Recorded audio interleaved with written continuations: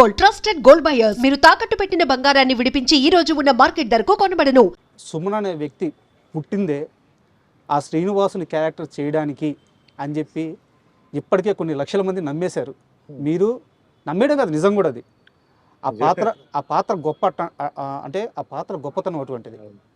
అయితే ఆ పాత్ర సుమన్ గారి దగ్గరికి వచ్చే ముందు శోభన్ బాబు గారి దగ్గరికి వెళ్ళింది, ఆయన చేయలేను అన్నారు. తరువాత సుమన్ గారి దగ్గరికి వచ్చింది అని చెప్పి అంటారు. మీ దాకా వచ్చిందా ఈ న్యూస్? లేదు సార్, అది రూమరే. ఎందుకంటే అప్పుడు నాగార్జున గారికి ఏజ్ వైజ్గా ఈక్వల్గా ఉండాలి, ఓకే, ఇమేజ్ వైజ్గా ఈక్వల్గా ఉండాలి, అప్పుడే బ్యాలెన్స్ చేయగలుగుతాం అని చెప్పేసి డిసైడ్ చేశారు సార్. ఇది రూమరే. సోహన్ బాబు గారు అప్పటికే రిటైర్ అయిపోయారు సార్. రిటైర్ అయిపోయారు. అప్పట్లో ఆయన అందగాడు, మీకు తెలుసు, ఆయన చేశారు. ఆ టైంలో ఆయన వెంకటేశ్వర స్వామియో రాముడో కృష్ణుడో ఇవన్నీ ఆయన చేశారు. బట్ ఈ సినిమాలో అది ఓన్లీ రూమరే. ఎందుకంటే ఏజ్ బ్యాలెన్సింగ్ ఉంది, ఇమేజ్ బ్యాలెన్సింగ్ ఉంది సార్. అన్నమయ్య సినిమాలో అన్నమయ్య నాగార్జున, మరి వెంకటేశ్వర స్వామి ఎవరు? ఆ ఏజ్ గ్రూపే రావాలి, ఆ బ్యాలెన్సింగ్ రావాలి. సో ఎవరు అక్కడ వెతకడం జరిగింది. ఆఖరికి వెతికి ఆఖరికి నాకు వచ్చిందనమాట ఆ క్యారెక్టర్. తప్ప సోహన్ బాబు గారిని అడిగారు, ఆయన వద్దన్నాడు, అప్పుడు నా దగ్గరికి వచ్చింది. అది రాంగ్ న్యూస్, రూమర్సే. అండ్ కొన్ని నెలల క్రితం తిరుమల వెళ్ళి రాఘవేంద్రరావు గారిని కలిశాను నేను. సార్ని కలిసి ప్రసాదం ఇచ్చి సార్తో మాట్లాడినప్పుడు కూడా, అంటే ఎప్పుడైనా సరే అన్నమయ్య అనే ఆ సినిమాని తీసిన వ్యక్తి కానీ, అందులో నటించిన వాళ్ళని కానీ, ఆ సినిమా గురించి మాట్లాడుతుంటే కానీ ఒక రకమైన గూస్బంప్స్. ఇప్పుడు కూడా ఆ సినిమాని ఇప్పుడు రిలీజ్ చేస్తే చూడాలని కొన్ని కోట్ల మంది ఎదురు చూస్తున్నారు సార్. ఎప్పుడు ఉంటుంది? Annamayya cannot be redone sir, but can be released. Yes. ఎందుకంటే అన్నమయ్య చేసినప్పుడు ప్రతి ఒక్కరు దాంట్లో ఒక గుడికి వెళ్తే మాల వేసుకుని ఎలా ఉంటారో ఆ విధంగా అందరూ ఉన్నారు సార్. భయం భక్తితో ఉన్నారు, అందరూ చాలా నిష్టగా చేశారు. నేను ఒకడనే కాదు, అందరూ. డైరెక్టర్ రాఘవేంద్ర గారు అయితే హ్యాట్స్ ఆఫ్. ఆయన ఎర్లీ మార్నింగ్ లేవడం, రావడం, ఒక డిగ్నిటీ మెయింటైన్ చేయడం. Annamayya cannot be remade sir, it can be only retelecasted. అదే సార్, ఇప్పుడు అది డిజిటల్గా మళ్ళీ కరెక్షన్స్ చేసి మళ్ళీ అది చేయాలి. ఆ రాఘవేంద్ర గారే చెయ్యాలి, ఆయన చేతిలో ఉంది. అది రావాలి, మళ్ళీ ఒక రౌండ్ అది తిరగాలి అనేది నా కోరిక. అంటే మీ నోటి ద్వారా వస్తే చాలా ఈజీగా పన్నవద్దైపోద్ది. వెంకటేశ్వర స్వామి గారికి మనం మెసేజ్ పెట్టాలి. ఆ వెంకటేశ్వర స్వామి దాన్ని మళ్ళీ రిలీజ్ చేసి, అంటే ఇప్పుడున్న డిజిటల్ కరెక్షన్స్తో, డిజిటల్ సౌండ్స్తో, వాటితో చేసి, అంటే డాల్బీ సిస్టమ్ ఇలాంటివన్నీ బాగా ఇప్పుడు చేంజ్ అయింది కదా, ఆ లెవెల్లో దాన్ని చేస్తే నిజంగా చాలా గొప్ప విషయం, చాలా గొప్ప సినిమా అవుతుంది. అండ్ అది ఆయనే, రాఘవేంద్ర గారే దాన్ని చెయ్యాలి. మేమందరం వెయిటింగ్ సార్ ఆ సినిమా. నేను జీవితంలో ఎంతోమంది డైరెక్టర్స్తో వర్క్ చేశాను. రాఘవేంద్ర గారితో నేను కమర్షియల్ సినిమా చేయాలని చెప్పి అనుకున్నాను, అవకాశం రాలా. నాకు మార్కెట్ ఉన్నప్పుడు ఆయన బిజీ, నాకు ఆయనకి ఖాళీ చేద్దామన్నప్పుడు నాకు మార్కెట్ కొంచెం అప్ అండ్ డౌన్. ఆయనంతా ఒక సిస్టమ్ నీకు వదిలేశాను, తర్వాత చూద్దాను. కానీ భగవంతుడు ఏం చేశాడు, అద్భుతం, అదంతా వద్దురా నీకు, అంతకన్నా బెటర్ ఇస్తాను నేను రాఘవేంద్రరావుతో, ఉండని చెప్పి ఇది ఆయన చేతులతో నన్ను చేశారు. ఆ సినిమాలో అంత గొప్ప పేరు, ఆ సినిమాలో ఆ లుక్, ఆ సినిమా ఆ ఫీలింగ్ అది వచ్చిందంటే డైరెక్టర్ రాఘవేంద్ర గారు, ఎంటైర్ టెక్నీషియన్స్ అండి, అందరికీ వందనాలు. అలాగే అవకాశం ఇచ్చిన నాగార్జున గారికి, మోహన్ బాబు గారికి, అందరికీ నేను పాదాభివందనలు నేను చేస్తున్నాను సార్. ఇందాక శోభన్ బాబు గారి ప్రస్తావన వచ్చింది కాబట్టి ఒక క్వశ్చన్ సార్. శోభన్ బాబు గారు ఇన్వెస్ట్మెంట్స్ విషయంలో ఇండస్ట్రీలో చాలామందికి ఒక మార్గనిర్దేశం చేశారు. ఆయన మాట విని లైఫ్లో బాగా సెటిల్ అయిన వాళ్ళు చాలామంది ఉన్నారు అని చెప్తారనమాట. మీరు మీ లైఫ్లో ఇన్వెస్ట్మెంట్స్ ఎలా చేశారు? ఈరోజు మీ ఫైనాన్షియల్ పొజిషన్ ఎలా ఉంది? నేను అప్పట్లో నాకు అంత సీరియస్గా నేను అంటే ఈ మల్టిప్లికేషన్ తర్వాత ఇవన్నీ నేను చేయలే సార్. సో నేను మీకు చెప్పాను కూడా, నేను డబ్బు విషయంలో ఏంటంటే ఇండస్ట్రీలో ఉండాలి తప్ప డిమాండ్, సినిమా ఆపేయడం, లేకపోతే అది చేయడం ఇది చేయడం అవన్నీ నేను చేయలే. కొన్ని లాస్ట్ మినిట్లో కొన్ని ప్రొడ్యూసర్స్ నాకు ఇవ్వలేదు, అది పోలేదు. సో ఫైనాన్షియల్గా చెప్పాలంటే నేను పెద్ద సౌండ్ నేను చెప్పను, ఐఎమ్ జస్ట్ ఓకే. అసెట్స్ అనేది ఉన్నాయి, అక్కడక్కడ నాకు అసెట్స్ ఉన్నాయి. సో అంత ఫైనాన్షియల్గా ఎవరితోనో కంపేర్ చేయాలి, లేకపోతే ఆ విధంగా మనం ఒక ఇది ఉందని చెప్పి మట్టుకి నేను చెప్పను.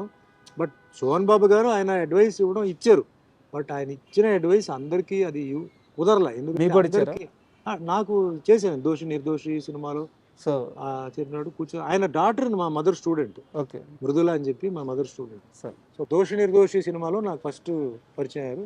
పరిచయం అయినప్పుడు ఆయనకి ఎల్ఐసి పాలసీస్ అన్ని బాగా చేసేవారు అన్నమాట. సార్ అప్పట్లో అదే ఇన్వెస్ట్మెంట్, అదే బాండ్స్ ఇవన్నీ అలా అది అన్నీ ఆయనకి చెప్పేవారు. బట్ సేమ్ టైం చోహన్ బాబు గారు ఆయన లైఫ్ స్టైల్ కూడా వేరే అండి. ఆయన అన్ని branded shirts, branded shoes, branded glass, perfumes, ఇవన్నీ చాలా క్లాస్, చీప్ ఇది ఉండదు ఆయనకి. అప్పట్లో కారు కూడా ఏంటంటే ఆయన మంచి మాడిఫైడ్ కారు ఇలాంటివన్నీ ఆయనకి ఇది ఉండే, అంటే ఆ షోక్ ఉండేది అనమాట. ఆయన కూడా చెప్పేవారు లైఫ్లో ఇంత సేవ్ చేయాలి, ఇంత మనం ఏంటంటే స్పెండ్ చేయాలి. ఆ స్పెండింగ్ ఎవరంటే వేరే వాళ్ళ మీద కాదు, మన మీదే చేయాలి. మనం మంచి ఆర్టిస్ట్ కాబట్టి మంచి బట్టలు, మంచి బయటికి వెళ్ళినప్పుడు మనం సినిమా షూటింగ్ బట్టలు వేరే, మన స్టైల్ ఇలా అలా ఉండాలి అని చెప్పేవారు. పర్ఫ్యూమ్స్ అన్నీ ఆయన దగ్గర బాగా నాకు చెప్పేవాడు. ఆయన పర్ఫ్యూమ్స్, ఏమేమి పర్ఫ్యూమ్స్, గ్లాసెస్, ఎస్పెషలీ ఆయన గ్లాసెస్ పిచ్చి బాగా ఉండేది. సో అట్లా ఆ లైఫ్ కూడా ఎంజాయ్ చేశాను, ఈ లైఫ్ కూడా ఎంజాయ్ చేశానండి. ఆ బ్యాలెన్స్ కూడా perfect life. Perfect life. Perfect life ఎక్కడ చెప్తున్నానంటే ఫ్యామిలీని ఆయన ఎప్పుడు సినిమా ఫీల్డ్కి తీసుకురాలి సార్.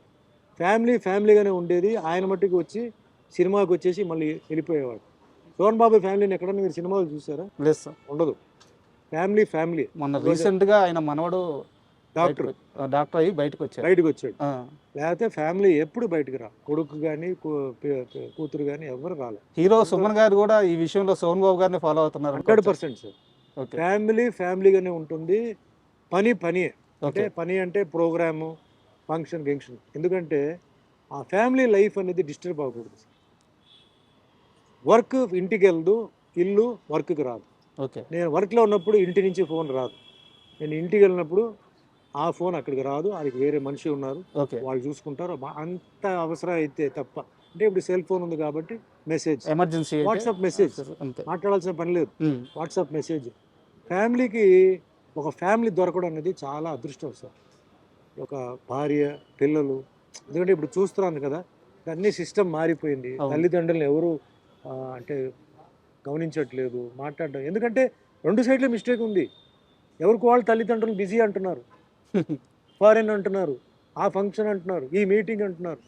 మరి ఎప్పుడు మీరు పిల్లలతో టైం స్పెండ్ చేసి, పిల్లలు ఎవరితో మాట్లాడాలి? పక్క ఇంటి వాళ్ళతోనా, పని వాళ్ళతోనా, ఎవరితో? అది అర్థం చేసుకోవాలి. 50% ఫాల్ట్ పేరెంట్స్. మీరు చెప్తారు పేరెంట్స్ పిల్లలు నన్ను పట్టించుకోవట్లేదండి, పిల్లలు నన్ను తిడుతున్నారండి, పిల్లలు కొట్టడానికి వచ్చారండి. ఎందుకు వస్తారు కొట్టడానికి? ఎందుకు తిడుతున్నారు? మీరు ఎన్ని రోజులు ఉన్నారు పిల్లలతో? నేను అందుకే చిన్నప్పుడు ఉన్నప్పుడే, మా పాప చిన్నప్పుడు ఉన్నప్పుడే నేను ఇంటికి వెళ్తే ఆవిడ స్కూల్ నుంచి వస్తే ఆవిడతో నేను టైం స్పెండ్ చేసేవాడు. ఏదో స్కూల్ నుంచి బుక్స్ అది ఇది ఏదో అట్లా ఇట్లా. తర్వాత ఆవిడ ఫ్రెష్ అప్ అయిపోయి గిడుకున్నప్పుడు ఆవిడతో కొంచెం ఆడుకోవడం. అంటే ఆ కనెక్షన్ నేను ఎప్పుడూ మెయింటైన్ చేశాను సార్. ఇంక్లూడింగ్ ఆవిడ స్కూల్ బస్లో ఎప్పుడైతే దిగుతుందంటే, నాకు షూటింగ్ లేకపోతే కారు తీసుకొని నేను మెయిన్ రోడ్కి వెళ్ళిపోయి ఆవిడ పికప్ చేసి నేను తీసుకొచ్చేవాడు. సో ఆవిడ మైండ్లో నాన్నగారు ఫ్రీగా ఉన్నప్పుడు నన్ను చూసుకున్నారు, బిజీగా ఉన్నప్పుడు ఆయన చూసుకున్నారు. ఖచ్చితంగా అటాచ్మెంట్ ఉంటుంది ఇప్పుడు. ఉంటుంది. అందుకే ఈరోజు చాలామంది అంటారు డాక్టర్ అంటే మీకు టెన్షన్ కదా అన్నారు. డాక్టర్ అంటే నాకు 10 సన్స్ అన్నాను. టెన్షన్ కాదు, 10 సన్స్. ఈరోజు నేను ఎక్కడైనా నేను ధైర్యంగా వెళ్ళొచ్చు. ఎందుకంటే నాకు కొడుకు అంటే నాకు కూతురే. అవును. బట్ కొడుకు కన్నా నాకు ఆవిడ చాలా బాగా ఈరోజు తయారైపోయి ఎఫెక్షన్ మాకు ఇవ్వడం, చూసుకోవడం. అంటే జనరల్లీ పిల్లలు ఎదిగిన తర్వాత it's their turn to take care of the parents. అది రావాలి. మనం బలవంతంగా డిమాండ్ చేయడం కాదు. నన్ను చూసుకో, నాకు అది ఇది నన్ను చూడట్లేదు చెప్పడం కాదు, అది మనసాగా రావాలి. దానికి మనం ముందే దానికి ఏంటంటే మనం ముందు అక్కడ కాంట్రిబ్యూషన్ ఇవ్వాలి. చిన్నప్పటి నుంచి వాళ్ళని చూసుకోవడం, స్కూలు మంచిది, ఫుడ్, బయటికి తీసుకెళ్ళడం, టైం స్పెండ్ చేయడం. అండ్ ఈరోజు ఆ ఉమ్మడి కుటుంబం లేదండి. ఒకప్పుడు ఉమ్మడి కుటుంబం ఉంటే తాతగారు, నానమ్మ ఉండేవారు. తల్లిదండ్రులు లేనప్పుడు వాళ్ళు వెళ్ళి వాళ్ళతో అటాచ్మెంట్ చేసేవాళ్ళు, వాళ్ళకి మంచి మెసేజ్ ఇచ్చేవారు, ట్రైన్ చేసేవారు. అవును. ఈరోజు ఎక్కడ ఉన్నారు? వాళ్ళు దూరం పెట్టాము, ఇంట్లో ఎవరు లేరు, లేదా ఇంట్లో పని వాళ్ళు ఉంటారు. సార్ ఇంట్లో మనమే ఉండట్లేదు కదా, మనం లేవు కాబట్టి వీళ్ళు ఉంటున్నారు, వీళ్ళతో అటాచ్మెంట్ పెరిగిపోతుంది. నెక్స్ట్ నైబర్ పిల్లలు ఎలా తెలియదు, లేదు ఫ్రెండ్స్, వాళ్ళ మెంటాలిటీ ఏంటో తెలియదు. So I don't blame children అండి, ఐ బ్లేమ్ పేరెంట్స్ ఆల్సో 50%. చెప్పాలి ఇది కరెక్ట్ కాదు, ఇది కరెక్ట్, మీకు ఎంత ఇవ్వాలో అంతే ఇవ్వాలి. స్పాయిల్ చేసి అయ్యో నేను ఎక్కువ డబ్బు ఇచ్చానండి అందుకే ఇలా అయిపోయింది, ఎక్కువ ఫ్రీడమ్ ఇచ్చానండి. ఫ్రీడమ్ ఇవ్వాలి. ఎప్పుడు ఇవ్వాలి? వాళ్ళకి ఆ మెచ్యూరిటీ ఏజ్ వచ్చిన అప్పుడు ఇవ్వాలి. నువ్వు ముందే ఇచ్చేస్తే వాళ్ళకి ఏం తెలుస్తుంది వాళ్ళకి? అవును. సో అట్లా మన సైడ్లోనే మిస్టేక్ ఉంది, అది కరెక్ట్ చేసుకోవాలి. అన్నీ అట్లా చేసి కూడా పిల్లలు చూసుకోకపోతే నిజంగా దురదృష్టం. అండ్ పేరెంట్స్ని నేను ఎప్పుడు చెప్తున్నానండి, పేరెంట్సే దేవుడు సార్. సో మనం ఎవరెవరో కాళ్ళ మీద పడుతున్నాం, పేరెంట్స్ కాళ్ళ మీద పడుతున్నామా? పడట్లేదు. పేరెంట్స్ కాళ్ళు ఆశీర్వాదం తీసుకుంటే జీవితంలో ఎక్కడికో తీసుకెళ్తుంది. వాళ్ళకి తిరిగి ఇచ్చేది డబ్బు కాదండి, తిరిగి ఇచ్చేది వాళ్ళకి అభిమానం, ప్రేమ, గౌరవం. అయితే గౌరవం చెప్పి ప్లాట్ఫామ్ మీద ఎక్కి ఏదో వాళ్ళ పూలదండ వేయడం కాదు. ఇంట్లోనే వాళ్ళని హగ్ చేయండి, వాళ్ళతో మాట్లాడండి, కూర్చోండి, వెళ్ళేటప్పుడు దేవుడిలాగా వాళ్ళ కాళ్ళు ముట్టుకోండి. మోస్ట్ పవర్ఫుల్ బ్లెస్సింగ్ తల్లిదండ్రుల ఆశీర్వాదాలు, మోస్ట్ పవర్ఫుల్ బ్లెస్సింగ్. అది ఎవరు ఇవ్వలేరు, ఓన్లీ ఒక తల్లిదండ్రి ఇవ్వగలుగుతారు. కాబట్టి ఇదివరకు చేయకపోతే ఇప్పుడైనా చేయండి, ఆ ఆశీర్వాదం పవర్ చూసుకోండి. లేదు చనిపోయారు అన్నప్పుడు కూడా వాళ్ళ ఆత్మని ప్రార్థించి, నేను ఏదో తెలిసో తెలియకుండా తప్పులు చేశాను, నన్ను క్షమించు, నన్ను కాపాడు అని చెప్తే జవాబు తప్పకుండా వస్తుంది. ఎందుకంటే ఒకరు జీవితంలో పైకి వెళ్ళలేకపోతున్నారు, కారణం ఏంటంటే ఆడ తల్లిదండ్రుల కన్నీళ్ళు ఉంటుంది, తల్లిదండ్రుల శాపం ఉంటుంది. మీరు చెప్తుంటే నేను చాలా ఎమోషనల్ అవుతున్నాను. ఎందుకంటే